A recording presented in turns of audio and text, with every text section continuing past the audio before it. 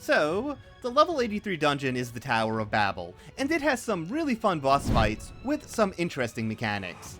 Anyways, this is my first time trying anything like this, so let me know how I did in the comments below. Now that that's through, let's see what these bosses can do.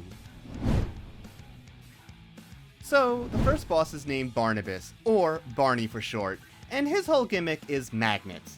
Basically, all you have to remember is that opposites attract, same push back. So, right at the start of the fight, a thundery circle of death appears around the arena, and you don't want to stand in that. Barney will be using his magical magnet mechanic to try to trick you into being pushed and pulled into the bad, so stay sharp and remember, opposites attract, same push back. Barney has two abilities that make use of this magical magnet mechanic.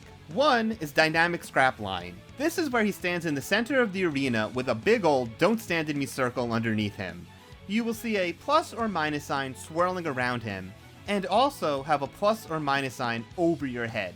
If your signs match, get in close to Barney so that you get pushed back just outside of that thunder circle.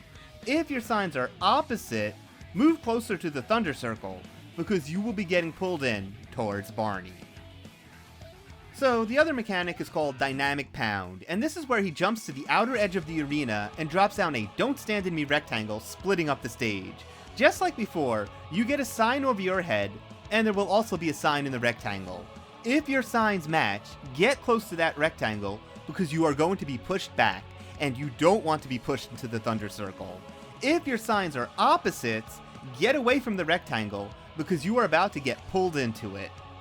Other than that, he also has a frontal attack called Ground and Pound. Just don't stand in front of him and that's no problem.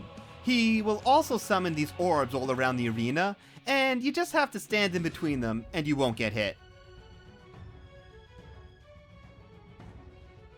Finally, there is a stack up mechanic, with the arrows that let you know to group up.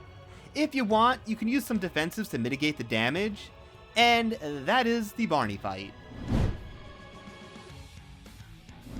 Luge is the second boss, but I will call him Lou from here on in. Lou's main mechanic has to do with these pictures on the floor.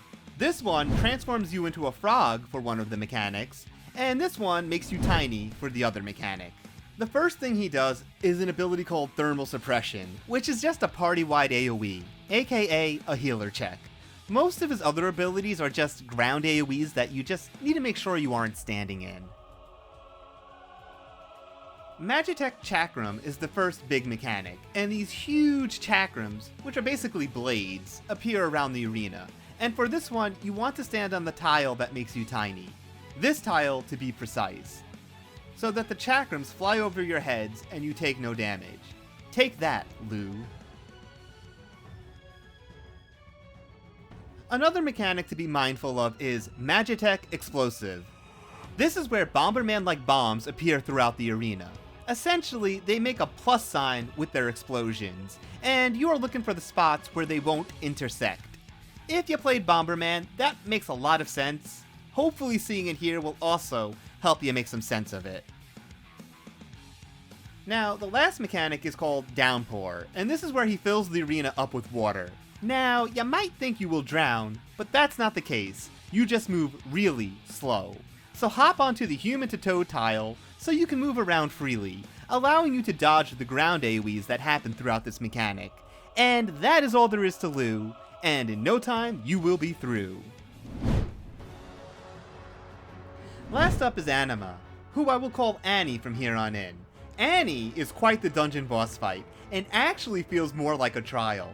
There are several mechanics to this fight, so let's get started. Lunar Nail is a mechanic where a bunch of nails appear throughout the arena, sectioning it off into 4 different quadrants. What you need to do is find the quadrant that is missing a nail, and that quadrant will be the safe one. Mega Graviton is a big ol' AoE that will do a lot of damage, so healers be on the ready, and also summons these black portals in the northeast, southeast, northwest, and southwest corners of the room. After the initial damage, you will see a tether to one of these portals connected directly to your character, and what you want to do is run onto the opposite side of where that portal is, because they are going to suck you in and do a massive amount of damage if you don't outrange that. Boundless Pain is a spell where you see beams going to the east and west sides of the room. You get sucked into the center of the arena into a ground AoE that does constant damage while you are in it. And it spreads to the north, south, east, and west edges of the arena. What you want to do is immediately after being sucked into this is run to the northeast to be safe, or the northwest, so long as you aren't standing in that massive AoE. Next up, Annie casts a spell called Impending, which is a phase and venue change.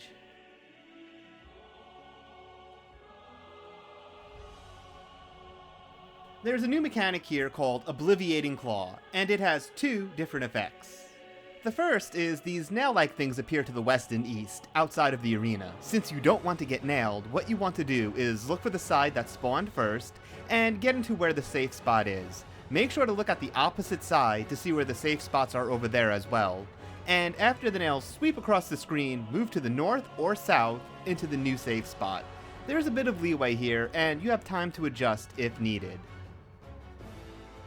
The second mechanic with Obliviating Claw will have these arrows appear on two players. This graphic indicates that these are tracking arrows. After a short time, you will see a circle ground mechanic appear, and those will follow the player's selected, erupting nails while they run. What you want to do, if selected, is get to the edges of the arena, spread out a bit, and then start running around the outside of the arena. The players that aren't selected should group up in the middle. If you are selected, just be careful and mindful of where other players are, and try not to run through them. These mechanics will repeat depending on how long it takes you to DPS Annie down to 0 HP. Once that happens, the boss throws a tantrum, which does do damage, so healers be ready, and then you are warped back to the main arena, where the same mechanics you saw before occur again. Anyways, those were the bosses in Babil's Tower. I thought they were all really fun, and I hope this guide was helpful. Thanks for watching, please like, comment, subscribe, and happy holidays!